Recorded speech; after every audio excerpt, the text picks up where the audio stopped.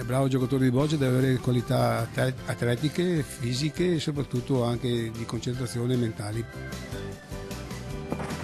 Toglietevi dalla testa le immagini tradizionali di un gioco di bocce solo per pensionati e affini. Qui si fa sul serio e il Veneto è uno dei grandi protagonisti di un mondo sportivo ricco di talenti, gare e sfide sul filo della tecnica e della potenza.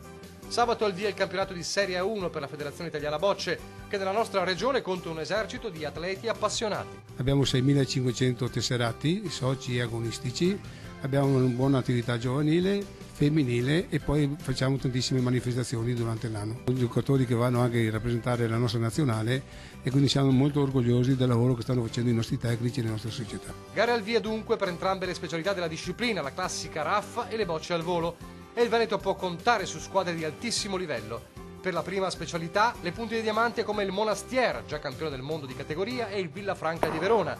Per la seconda specialità, il 90 di Piave e la Pontese di Ponte di Piave. Nel suo palmarès anche il titolo europeo.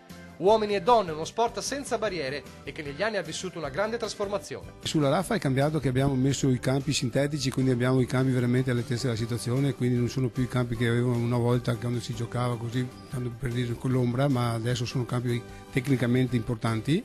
E poi abbiamo una specialità di volo che sui giochi più tradizionali, soprattutto staffetta veloce, fanno la differenza. E poi l'età, ci sono grandi talenti anche under 18, i giovani non mancano, anche se dice il presidente si potrebbe fare di più. In ogni caso le bocce come sport solo per maturi e anziani è un mito da sfatare. Sfatiamo questo mito ma non lasciamo perdere il sociale, perché noi siamo molto attenti anche al sociale, quindi abbiamo lo sport chiamato così per tutti, quindi tutti i nostri anziani, tutti i nostri giocatori possono giocare tranquillamente a bocce con la partita tradizionale.